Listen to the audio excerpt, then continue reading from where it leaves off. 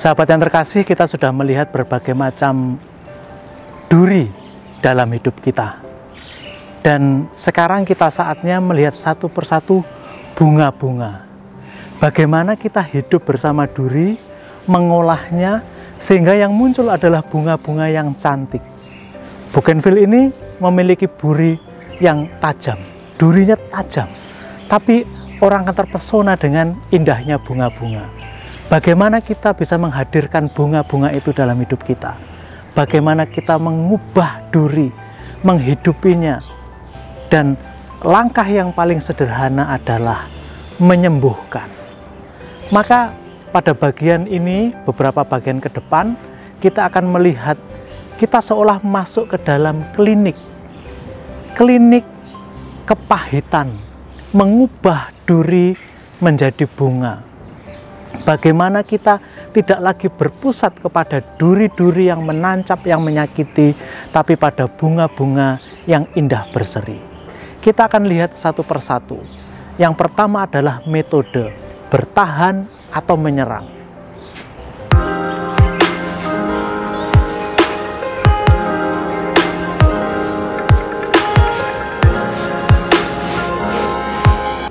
Dua metode, dua cara untuk kita bisa hidup dan mengolah duri-duri itu. Tadi saya katakan ada dua metode, bertahan atau menyerang. Bertahan artinya kita menyerah. Kita membiarkan begitu saja. Ya sudahlah, aku hidup seperti itu, sudah cukup lama aku mengalami seperti itu, dan sampai sekarang aku juga masih bisa hidup, ya sudah. Artinya kita tidak akan mengubah keadaan. Ketika kita sudah oke, saya terima, tapi saya tidak mau mengubahnya, saya tidak mau mengoreknya karena takut ada sakit yang keluar karena saya mengorek luka itu. Karena saya membuka kembali catatan-catatan lama berkaitan dengan pengalaman-pengalaman yang menyakitkan itu, ya sudah. Selamanya saya akan mengalami rasa sakit itu, akan terbawa itu. Nah, itu kalau kita mau pakai cara bertahan, defense. Tapi kalau kita mau dengan cara menyerang, ofensif, itu ada proses yang harus dilewati.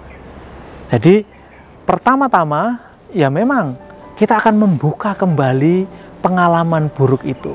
Kita akan masuk kembali kepada situasi yang menyakitkan itu.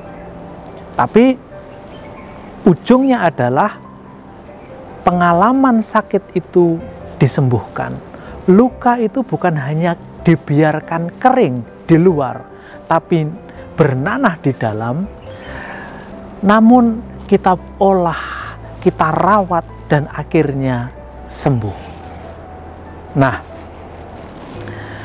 tahap yang pertama, bagaimana kita berproses, itu jalan kejujuran. Kejujuran ini proses panjang. Jujur kepada diri sendiri dan jujur kepada Tuhan. Seperti apakah jujur kepada Tuhan? Kita lihat sesaat lagi.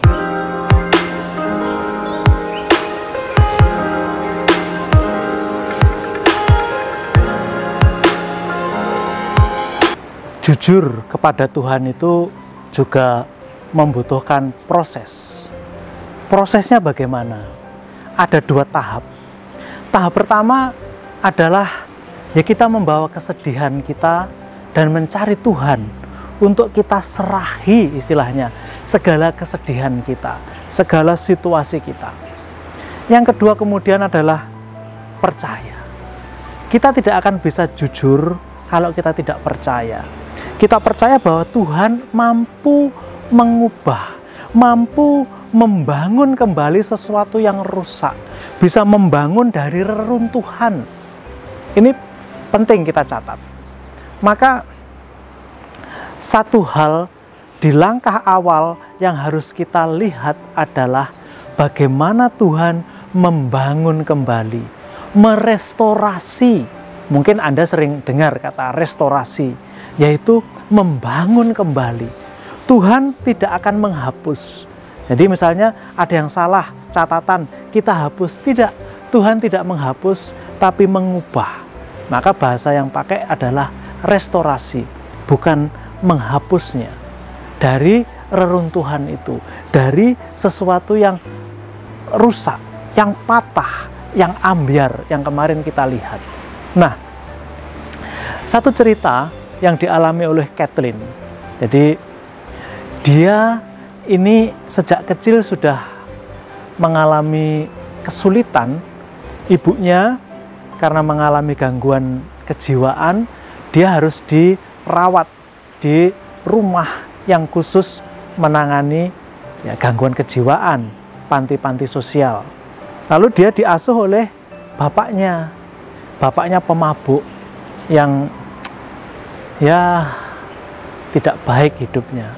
Kemudian bapaknya menikah lagi dan dia punya anak. Dan kemudian dalam pertumbuhan dia mengalami bermacam-macam pengalaman buruk. Salah satunya diperkosa oleh saudaranya sendiri. Kemudian setelah dia dewasa, dia menikah. Dalam pernikahan inilah ketika dia dicintai dengan tulus oleh lelaki yang menyayangi dia, dia mengalami pertama kali yang namanya kebahagiaan. Dia merasakan, oh seperti ini toh kebahagiaan itu. Lalu setahun dalam pernikahan itu, wah dia serasa di surga.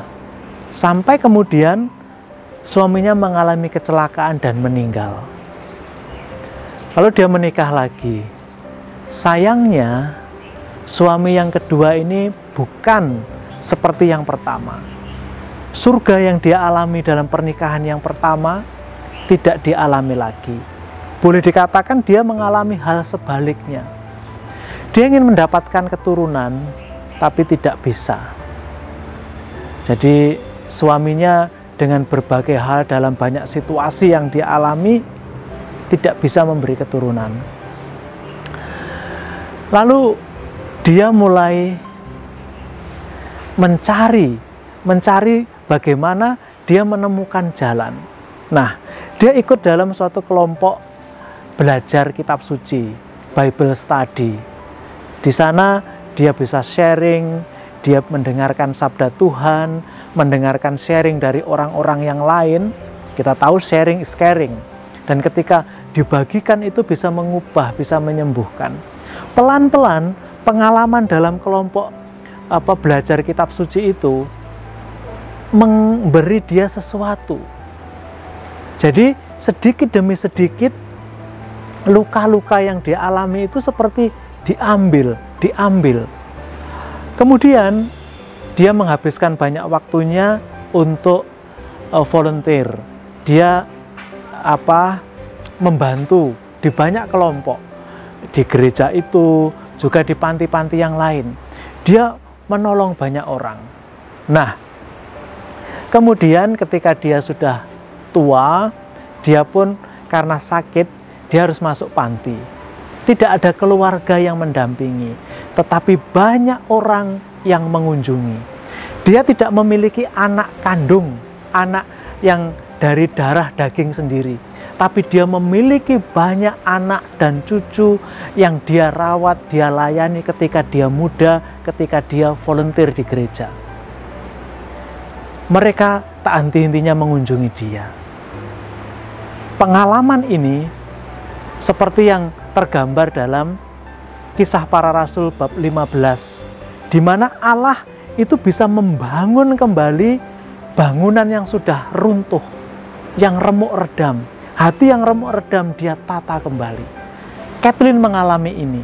Pengalaman pahit dia dari masa kecil sampai dewasa telah disembuhkan, diubah, dibaharui oleh Allah.